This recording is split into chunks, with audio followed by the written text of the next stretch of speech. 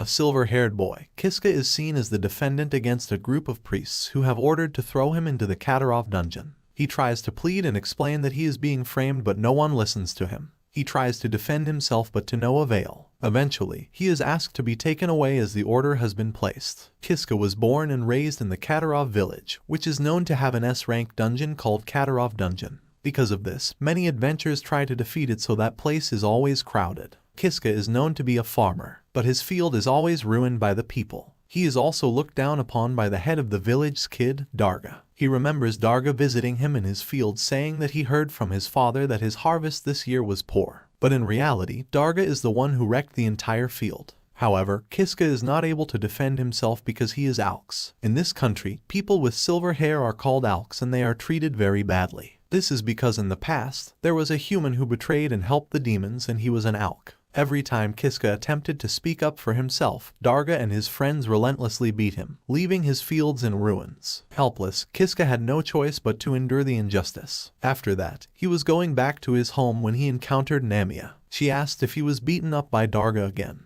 She helped him sit down and treated his wounds. Namia, Kiska's friend from childhood and next-door neighbor, was the only person in their village who really cared about him. After helping him with his wounds, she couldn't understand why others treated him badly and always beat him. Kiska explained that it was because of his silver hair, which seemed to bring him bad luck. Namia, however, said she liked his silver hair. They sat there in silence for a while, and then Namia dropped a surprise that she was going to marry Darga. This shocked Kiska, but managed to congratulate her, even though deep down, he wasn't sure how he really felt about it. She asks if he is okay with that. He doesn't know what to say as he likes her. Namia asked Kiska if he planned to stay in the village forever. He agreed as he had nowhere else to go. She suggested he shouldn't stay here as the people of the village always treat him badly, and if he stayed there, he would eventually end up broken. Depressed, Kiska explained that he had no other options as this was the only place he could stay. In a surprising turn, Namia proposed they elope from the village. She revealed that she had saved enough money at her home that would be enough for them to elope and start a new life somewhere else. She also expressed that she doesn't want to marry Darga. Who would want to marry someone like him who treats people so badly? In the emotional exchange that followed, both confessed their feelings for each other, deciding to elope at night to start a new life together. As the night fell, Kiska packed his belongings, thinking that this would be the last time he would have to suffer because of the people of his village, and go somewhere else where he could live his life freely with Namia.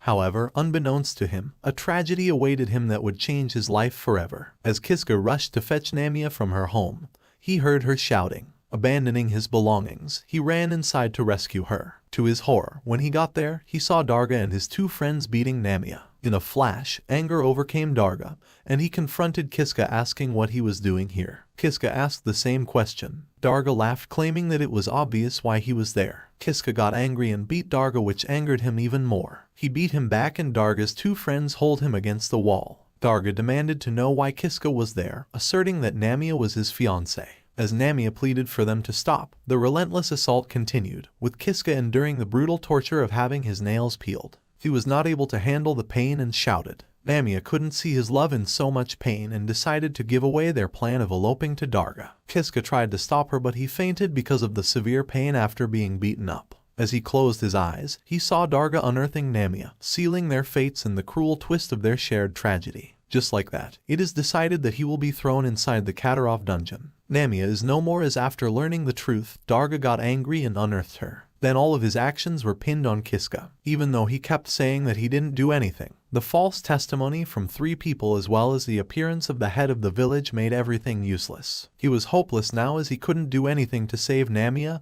and himself. The priest orders the people to cut the rope and throw Kiska into the dungeon. Darga laughs at Kiska's misery, saying whatever they do, he won't come back alive. And that is true, as no one who used this teleportation came back. It's the same as being vanished from the world. Once the ropes are cut and his hands are freed, Kiska is thrown at the teleportation ring, and the teleportation starts. Kiska is filled with the fire of revenge, and Namia is unearthed by Darga. The village head and the public didn't listen to his testimony, which made him suffer more. He doesn't like them all. Once the teleportation ends, he finds himself in the dungeon. He stands up and looks around the S-rank dungeon, Korosareru Dungeon. Just then, he realizes that something is coming towards him and gets terrified. It turns out to be a bugbear. He is terrified to see the bugbear coming towards him, as he has heard from the adventurers that once someone meets this monster, they are never able to go home. He tries to escape and run away, but the bugbear almost catches him, making him fall on the ground. He shouts for help. Just then, a girl appears asking if he wants her to help him. He begs for help, so she decides to give him the skill of save and reset. After that, she disappears, leaving him alone with the monster. He doesn't know how to use the skill at first. Because of that, he is unearthed from the world with one blow from the monster. However, a few seconds later,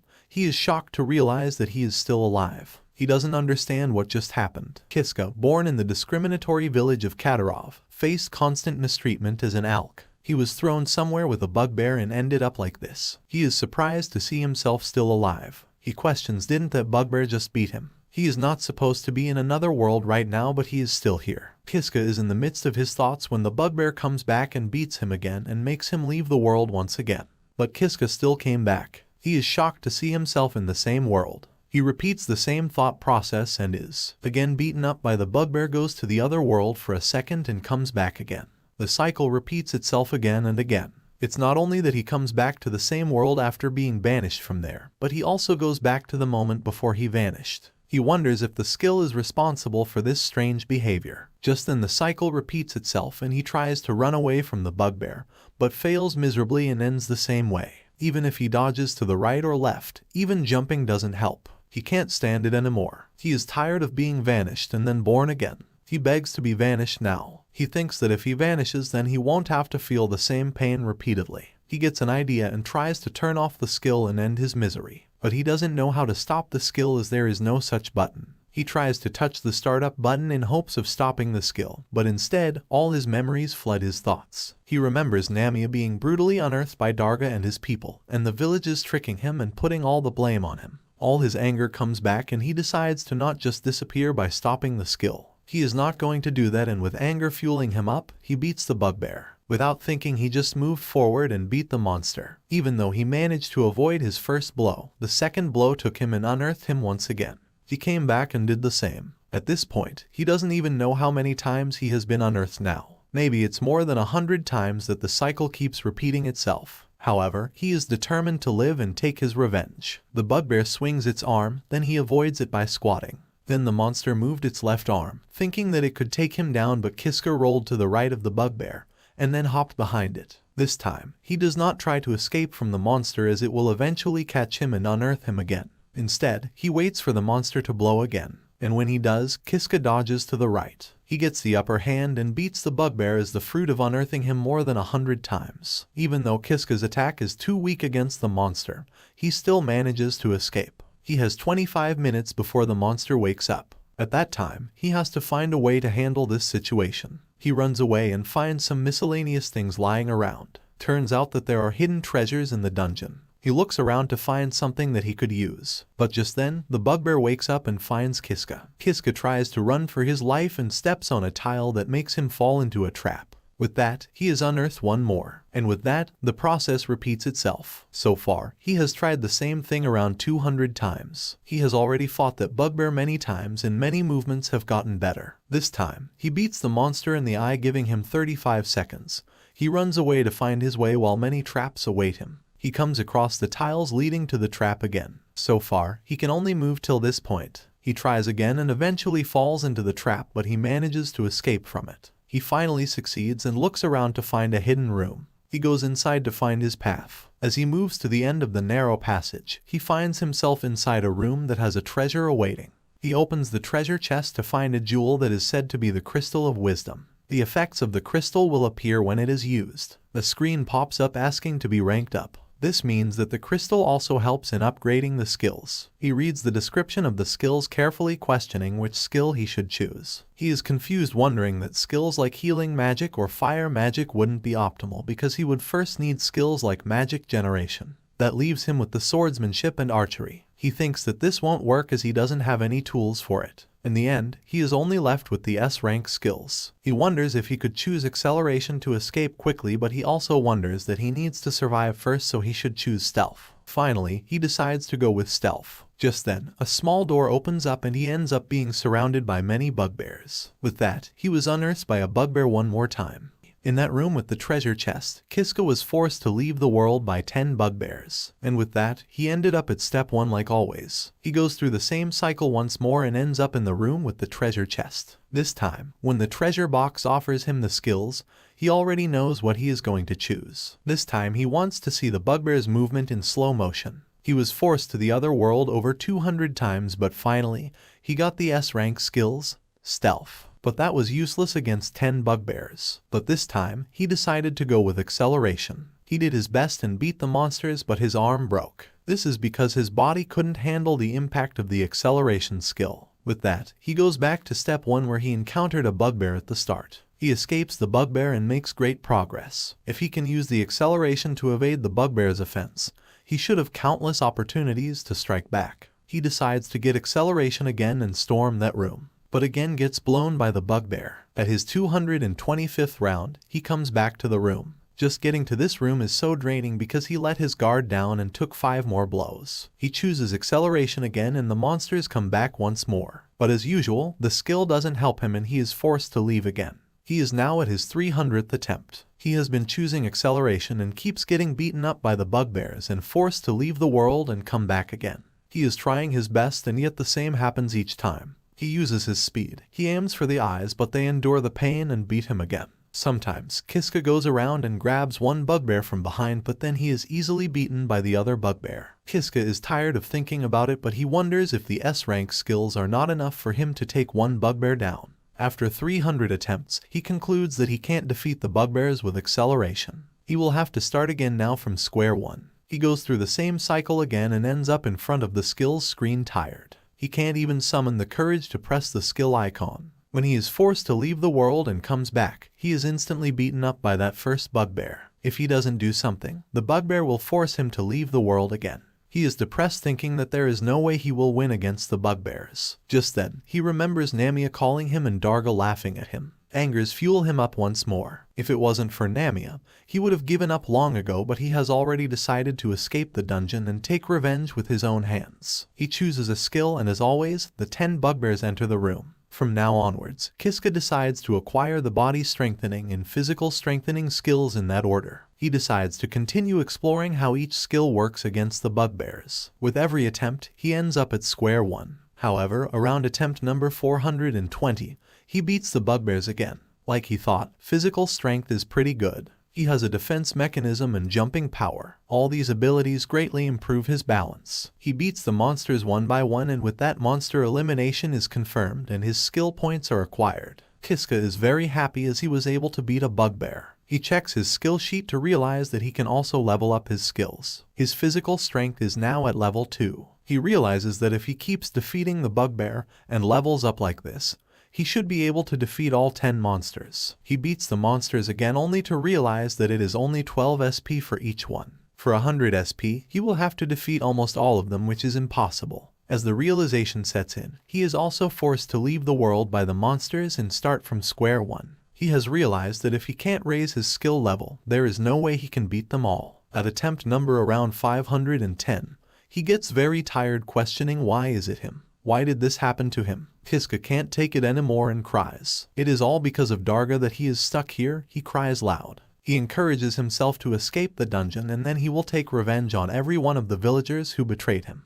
Even as he says it, he was overcome with pain and exhaustion, and his thoughts sank into despair. He had somewhat given up on even escaping the dungeon. Without paying much attention, Kiska chooses a skill called Provoke by Accident. When he realizes, he thinks that there is no way that a skill like this is going to be useful. He guesses he will be forced to be unearthed and then he can try again the next time. He turns around only to see the 10 bugbears waiting for him. He thinks that it is just a trial run anyway, so he decides to give it a try. He calls one of the bugbears towards him. The bugbears gets provoked and beats himself against the wall. Kiska is shocked to see this. He calls another bugbear only to have the previous bugbear beat the second one. Kiska is shocked to see that happening before his eyes. He laughs nervously after realizing that all what work he did was for nothing. This really pisses him off. He decides to use the skill against the bugbears to crush them all. He provokes all the bugbears one by one and they get defeated by themselves. The fog is finally lifted. He calls one more bugbear and eventually defeats it without doing much. With 2 monsters left, he decides to take both of them at once. He calls them out and both blow at once. Kiska misses their arms with just a few inches and the bugbears beat each other to defeat. This way, Kiska wins over the bugbears at around 510th attempt. He was finally able to conquer the treasure room that spawned 10 bugbears. After beating the room with 10 bugbears, an exit appeared there which led to a new level, but the monster, a rank headless smile that is roaming this floor, had already unearthed him 10 times. However, Kiska did get lucky once. The respawn point for when he vanished was updated in that room.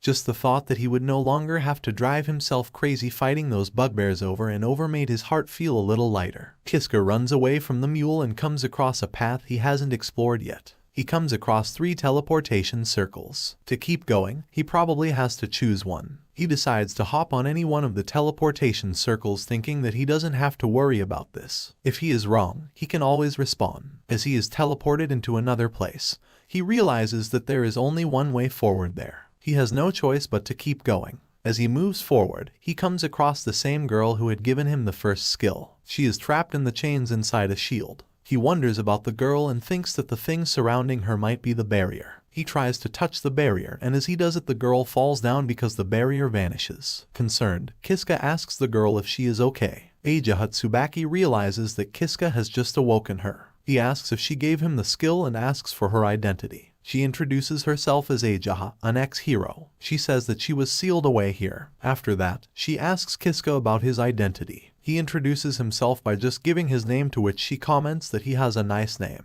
After that, Ajaha asks Kiska if he could bend down a little. He does as asked and Ajaha makes love to him as a thanks. He is puzzled by her behavior and asks about it. In response, she asks if he doesn't like it. Confused, Kiska replies that he wouldn't say he didn't like it. He wonders what Ajaha is trying to do. Before he could say anything else, Ajaha asked Kiska if he wanted to get out of this place. He agrees, stating that he is definitely planning to escape. With that said, Ajaha takes him with her, saying that she will get him out of the dungeon. As they go out, they come across the mule. Ajaha beats the mule with her sword, unearthing him with one blow. Kiska is amazed to see her skills. He thinks that she is very strong and powerful. He wonders if he sticks with her, he might have a chance to escape the place. Ajaha gathers the mule, making Kiska question what she is doing. She explains that she can store anything in here and withdraw it later. She says that she has what is called the item box skill. Kiska realizes that he remembers the item box skill from the skill menu in the previous level. They decide to keep going. Kiska asks Ajaha where are they going.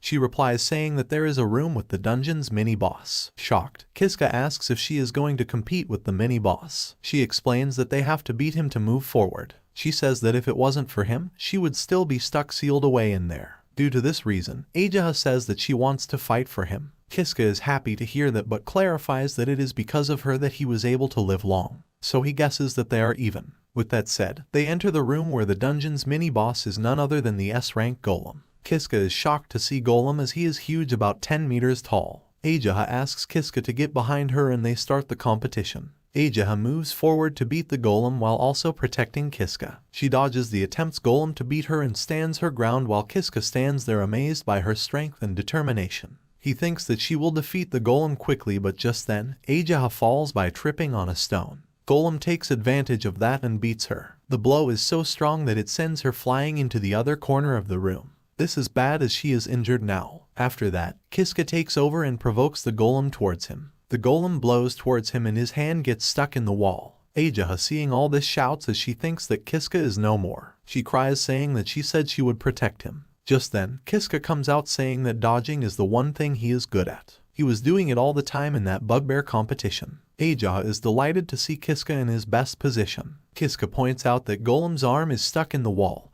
and with that, Ajaha marches towards the mini-boss. With her sacred sword technique, she slices the Golem into 2 pieces. After defeating the mini-boss, Ajaha runs towards Kiska to celebrate their victory. This level's mini-boss, Golem, has been defeated. It looks like this is going to get better, or at least that's what Kiska thought at the time. After they defeated the Golem, they went through the secret passage and continued advancing through the dungeon in search and hope for an exit. At the end of the secret passage was a secret room. Kiska and Ajaha go inside the room, which turns out to be very cozy. Shocked, Kiska asks what this place is. Ajaha says that it is most likely a vampire created it for themselves. Kiska asks if there are vampires in the dungeon too. Ajaha agrees to say that the vampire Judith is a monster who has made this dungeon her stronghold. He questions if it is okay for them to come here. He questions what if they make the vampire angry. Ajaha thinks that it is probably fine to be here and goes ahead to sit on the bed. She suggests staying here for today. Kiska has a bad feeling about this, but if Ajaha says there's no problem, he will believe her. Ajaha asks Kiska to come to her as she wants to talk to him. He agrees and goes to sit beside Ajaha. Both of them sit silently for a while. Breaking the silence, Kiska asks Ajaha if she thinks he is weird. She questions what he means. He explains that he is talking about his silver hair. Ajaha says that she thinks it looks nice on him. He is surprised to hear this from her. She explains that there's something almost magical about the silver hair. She finds his hair pretty. The silver hair is a characteristic of not being liked by people for Kiska. Until now, no one has ever looked at his hair with a smile. And now, Ajaha has become the second person, including Namia, to compliment it. Ajaha says that she belongs to a different world, so maybe that's why she likes his hair. Hearing this, Kiska gets confused and asks about the different world. Ajaha explains that before she came here, she was in a different world. She questions if he does not believe her. He denies the allegation even though he has never heard of something like this before. He says that he believes her. Hearing this, Ajaha smiles, saying that this is what she thought he had said. Kiska feels strangely close to her. He wonders if that is also because she is from another world. They are having a moment of peace when Kiska realizes that he is hungry as his stomach makes gurgling noises. He explains that since he entered this dungeon, he has barely eaten any proper food. Ajaha says that she has lots of headless mule meat in her item box. She says that from now on, she is going to do the best she can to cook for him. With that said, she starts preparing food for Kiska while he sits there smiling and waiting for his food. Once the food is prepped, Ajaha brings it to Kiska. She asks him to give it a try. He thanks her for the meal and takes the first bite. He is happy to have a good and tasty meal in the dungeon. Food in the dungeon is fundamentally scarce, so they can't make anything sophisticated, but apparently there was a small amount of herbs and seasonings left in the item box. Using those, Ajaha was able to make a really delicious meal. Besides, this is the first time he has had proper food after being exiled to this dungeon. He didn't expect the meal to be so good. Kiska starts crying after thinking about his sufferings. Concerned, Ajaha asks if she added too much spice. To hide his feelings, he agrees, stating she added a little too much spice to the meal. After he is done with the meal, he tells Ajaha that today was pretty tiring and decides to call it a day. He looks around to realize that there is only one bed. He says that he will sleep on the couch and Ajaha can have the bed. Ajaha says that it is not necessary as they both can take the same bed. Kiska gets a little nervous hearing this and suggests against it. With that, it is finally decided that Ajaha would sleep on the bed and Kiska would sleep on the couch. As they lay down to sleep, Kiska wonders that as long as he has Ajaha's help, he should be able to escape this dungeon somehow. Honestly, he feels pretty pathetic right now, relying on Ajaha for everything. Compared to her, he is basically useless. He is in the midst of thinking when Ajaha comes over to his side. Before he could process anything, she made love to him. She asks him if he can feel his heartbeat rising. She confesses her feelings towards him, stating that she loves her. Kiska was shocked as he wasn't expecting this. He questions what did he do to deserve this. Ajaha questions what is he talking about. She says that she was saved by him.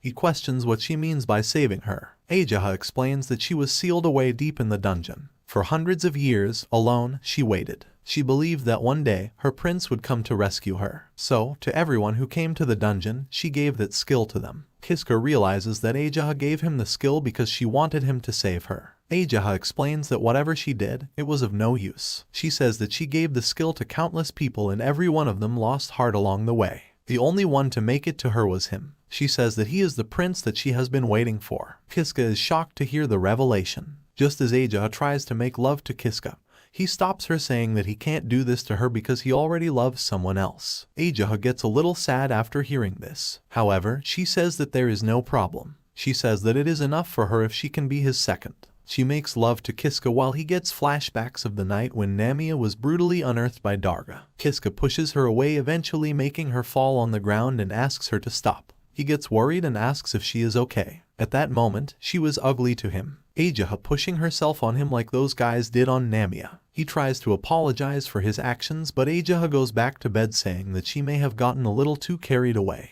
Kiska shoved her away without thinking. He wanted to refuse her, but she should have been gentler. He doesn't like to admit it, but he doesn't know if he can escape the dungeon without Ajaha's powers. As he goes to sleep, he decides to put these feelings behind him. The next morning, as he wakes up, a horror is waiting for him. Kiska opens his eyes only to find Ajaha, who had brutally unearthed herself the previous night. He is shocked to see this tragedy before his eyes. He questions why this happened. Does this mean that he is the evil one? He is shaking because of the sudden trauma that fall on him. He wonders if she did this because he rejected her. He cannot stand the place anymore and runs out of there. He tries to make him calm down by saying that he isn't the bad guy. As he goes through the narrow passageway, he thinks that this was just an accident. However, in reality, it wasn't. This happened because he rejected her last night. After the narrow passageway, he runs out only to come across a bunch of headless mules. The mules beat him and eventually force him into the other world. He came this far because of Ajaha. Without her, he was easily surrounded by monsters and would have vanished without any chance to survive. He goes back to the old room where lies the 10 bugbears. He wonders if he reset because he rejected her. He goes back to the next level, questioning what was he supposed to do. Should he have accepted Ajaha's love for him? He remembers Namia's smiling face and denies his thoughts. For him, Nami's is his love. He comes across Ajaha still chained and sealed inside the barrier. Namia is no more, but Ajaha is still alive. As if he rewinds, she will always be there. He decides to accept her love this time and breaks the barrier. With that, Ajaha falls to the ground. He thinks that she will be helpful on his way to escape the dungeon.